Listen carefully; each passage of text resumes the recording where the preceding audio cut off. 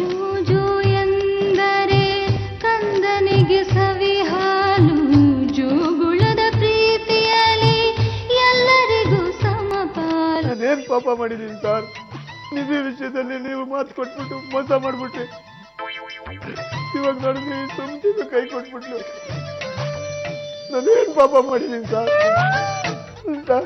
ನಾನು ನಿರ್ಧಾರಕ್ಕೆ ಬಂದಿದ್ದೀನಿ ಸರ್. ಒಂದ್ ಮಠ ಕಟ್ತೀನಿ, ಸನ್ಯಾಸಿ ಆಗ್ತೀನಿ. ನಿಮ್ಮಿಬ್ರು ತಂಗಿ ಕೈ ಕೊಟ್ರೆ ನನ್ಗೇನಂತೆ?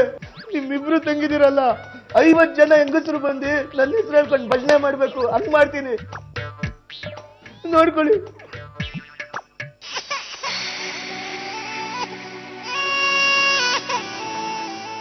ಟಿವಿನಲ್ಲಿ ಯಾವುದೋ ರಿಯಾಲಿಟಿ ಶೋಗೆ ಹುಡುಗಿರ್ಬೇಕು ಅಂತ ಕೇಳಿದ್ರು.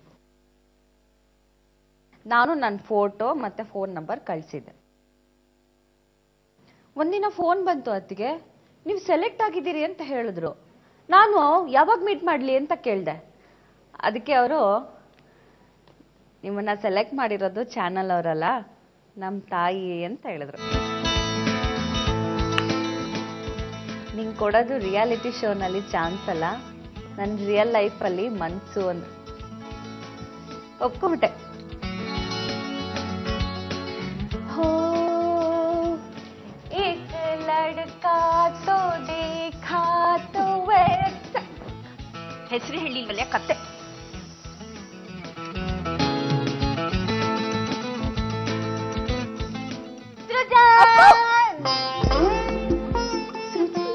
प्यार हुआ चुपके से. ಇದು ಒಂಥರ ವಿಚಿತ್ರವಾದ ಕೇಸ್. ಸುಟ್ಟೋದ್ ಕಾರ್ ಹತ್ರ ಯಾವ ದೇಹನೂ ಸಿಕ್ಕಿಲ್ಲ, ಸುಟ್ಟೋದ್ ದೇಹದ ಅವಶೇಷನೂ ಸಿಕ್ಕಿಲ್ಲ. ಹಾಗಾಗಿ ಬೇಕಾದಷ್ಟು ಸಂದೇಹಗಳು, ಪ್ರಶ್ನೆಗಳು ಕಾಣಿಸ್ತಾ ಇವೆ. ಯಶೋಧ ಬದುಕಿದಾರ ಇಲ್ವಾ? ಬದುಕಿದ್ರೆ ಯಾರು ವ್ಯಕ್ತಿಗಳ ಹಿಡಿತದಲ್ಲಿದ್ದಾರಾ? ಅಥವಾ ಗಂಡನ ಬುದ್ಧಿ ಕಲಿಸ್ಬೇಕು ಅಂತ ಈ ಥರ ಮಾಡ್ತಾ ಇದ್ದಾರಾ? ಇಷ್ಟೆಲ್ಲ ಪ್ರಶ್ನೆಗಳು ನಮ್ಮನ್ನು ಕಾಣುತ್ತವೆ. ಕಡೆದಾಗಿ ಕಾರ್ ಮಾತ್ರ ಸುಟ್ಟಿರೋದ್ರಿಂದ ಇದು ಪೊಲೀಸ್ ಇಲಾಖೆನ ದಾರಿ ತಪ್ಪಿಸೋ ಕೆಲಸ ಕೂಡ ಆಗಿರಬಹುದು. ಅಂದ್ರೆ ನಮ್ಮ ಗಮನನ ಈ ಕಡೆ ಸೆಳೆದು ಮತ್ತೊಂದು ದೊಡ್ಡ ಅನಾಹುತಕ್ಕೆ ತಂತ್ರ ಮಾಡಿರಬಹುದು. ನೀವು ಹೇಳೋದು ಸರಿ ಅನ್ಸುತ್ತೆ ಸರ್. ಇಷ್ಟೆಲ್ಲ ವಿಷಯಗಳನ್ನ ನೀವು ಸೂಕ್ಷ್ಮವಾಗಿ ತಿಳ್ಕೊಳ್ಳೋಕೆ ಪ್ರಯತ್ನ ಪಡಿ. ಸುತ್ತಮುತ್ತ ಹಳ್ಳಿಗಳನ್ನೆಲ್ಲ ವಿಚಾರಿಸಿ, ಆ ಪ್ರದೇಶದಲ್ಲಿ ಅವತ್ತು ಯಾರು ಓಡಾಡ್ತಿದ್ರು ಅಂತ ತಿಳ್ಕೊಳ್ಳಿ. ಮಿಸ್ಟರ್ ಅಶೋಕ್ ಭಾರದ್ವಾಜ್, ನಾನು ಹೇಳಿದಷ್ಟು ಕೆಲಸಗಳನ್ನ ಪ್ರತಿಯೊಬ್ಬರಿಗೂ ಒಂದೊಂದು ವಹಿಸಿ. ಪ್ರತಿದಿನನೂ ನನಗೆ ರಿಪೋರ್ಟ್ ಕೊಡಬೇಕು. Okay sir. ರಘು, ಮಾತಾಡಿ ರಘು, ಅಳ್ಬೇಡಿ ರಘು. ಏನು ಹೇಳಿ ನೀವೀಗ ಅಳ್ತಾ ಇದ್ರೆ ಹೇಗೆ? ರಘು,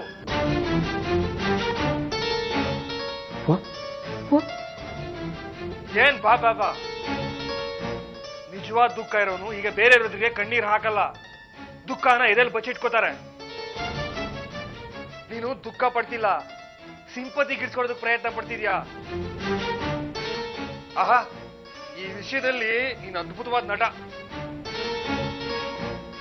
ಪ್ರದರ್ಶನ ಪಟು. ಬರೀ ಫೋನ್ನಲ್ಲೇ ಇಷ್ಟೊಂದು ಶೋಕಾರಸ ಹರಿಸ್ತೀಯಲ್ಲ. ಬಹುಶಃ ಎದುರಿಗೆ ಸಿಕ್ಕಿದ್ರೆ ನೆಲದ ಮೇಲೆ ಬಿದ್ದು ಹೊರಳಾಡ್ತೀಯ ಅನ್ಸುತ್ತೆ.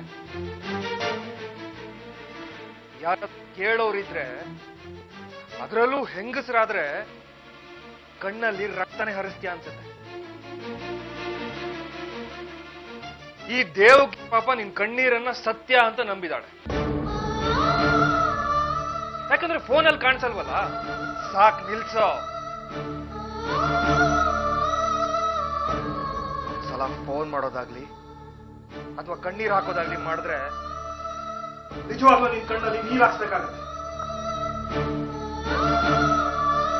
ಹೆಂಡತಿ ನಾಪತ್ತೆ ಆದ್ರೆ ಏನಾದ್ರೂ ಮಾಡ್ಬೇಕು.